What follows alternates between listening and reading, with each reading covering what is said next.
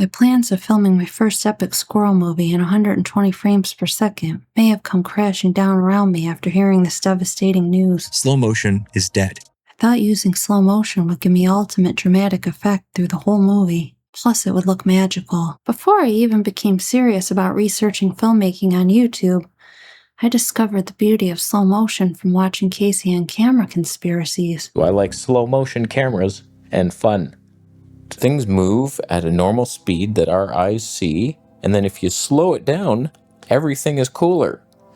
Every single thing, like the magic, can only be had in slow motion. When I took out my camera to film a butterfly in 120 frames per second, I was mesmerized by the footage.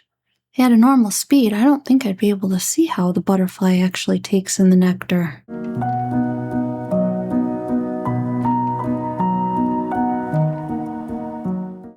Then I was at the nature park where I was trying to film a deer and her fawn that I had encountered on the path. When they unexpectedly started to gallop towards me, I got nervous and ran away. I was sad that I didn't get to film them for very long, but when I got home I realized I had filmed them in 120 frames per second, and it was just enough footage to make me realize I probably wasn't in too much danger.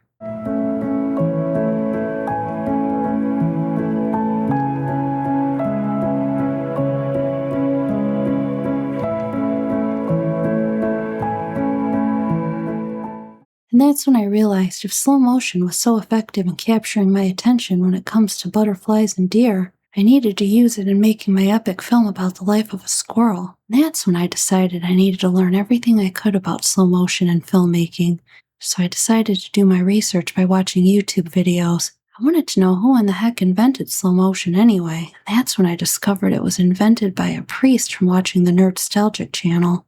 In the beginning stages of the filmmaking world, various artists and would-be industry types were experimenting with what would happen to the image when you overcranked the film running through the camera or undercranked it, meaning running film faster or slower through the exposure or projection process. Most of the original motion picture cameras had literal hand-cranking devices. The original version of what we think of today as slow motion was invented by overcranking film through a camera by the Austrian physicist and priest August Musker. He first got the idea to experiment with projection speeds when he was going to the movies, and as the film wore on, the projectionist would get tired, and the projection speed would slow, making the film jittery and hard to discern. As hard as it is to imagine, the projection was also hand-cranked. Thus, Musker decided to try and record more frames per second, thus solving this problem. However, instead, he accidentally created what we now call slow motion. He created a mechanism where the more frames shot per second, the slower the time is represented on film. In doing further research by watching the Film Binder channel,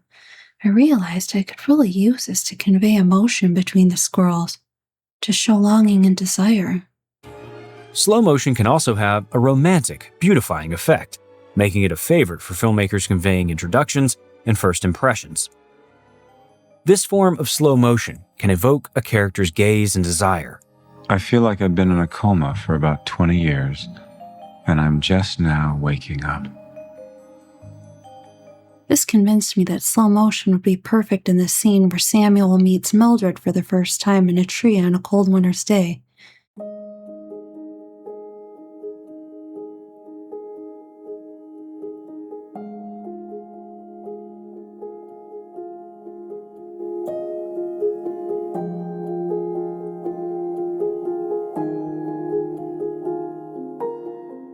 And then from watching the Discarded Image channel, I found out that slow motion can help you learn about what your main character is thinking. It can also be used to get us inside the head of the lead protagonist. Martin Scorsese does this frequently, illustrating a character's racism, his intense jealousy, or the moment he falls in love. Using slow motion here definitely shows that the squirrel is conflicted between the joy of finding a nut and the fear of losing it.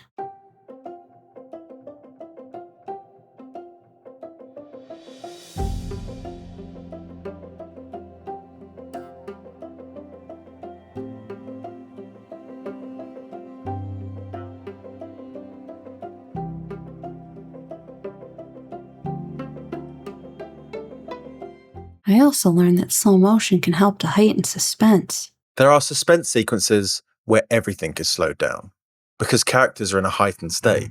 where every last second counts. In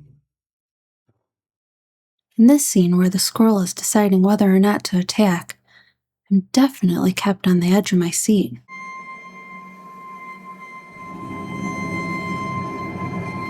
So if slow motion is such an effective tool in showing emotion and heightening suspense, I was wondering why the Nerdstalgic channel was saying slow motion is dead. Slow motion is a tool. It's perfectly acceptable when used in an interesting, original way. However, for the past 2 decades, it's basically been being used the exact same way, to mimic the Matrix, to slow down and expand time, to attempt to place dramatic importance on a moment when a character is doing something cool. We've been there, done that. Slow motion is dead. You know what movie had 0 gratuitous speed-ramped pseudo-bullet time slow motion in it? Barbie. It has a visual identity all its own. And when one of these IP movies isn't shot like that, it's the highest grossing movie in Warner Brothers history. I definitely enjoyed the Barbie movie, but I'm not completely convinced that you can overuse slow motion. I decided I needed to do a little more research on frame rates.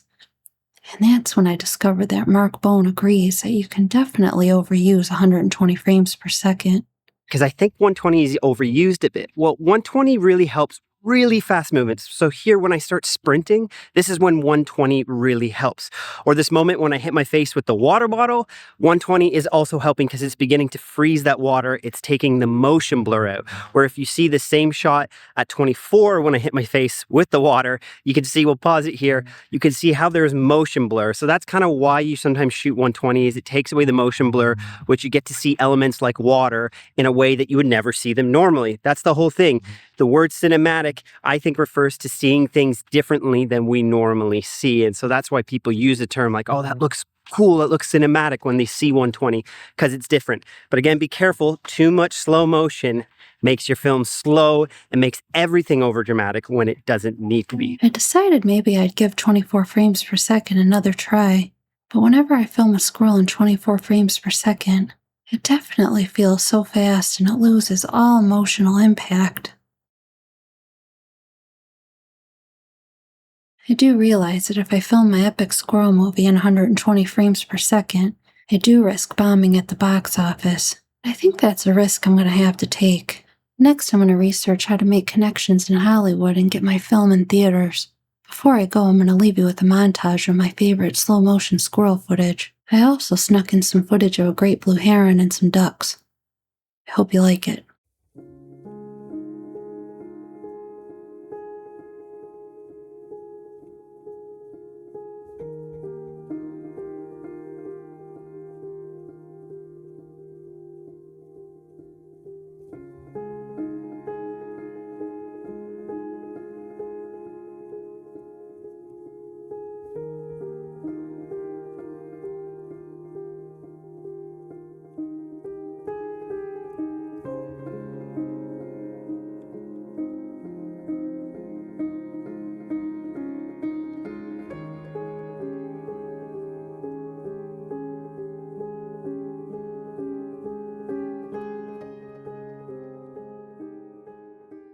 If you like this video, give it a like. Consider subscribing for more filmmaking content from a newbie like me. God bless.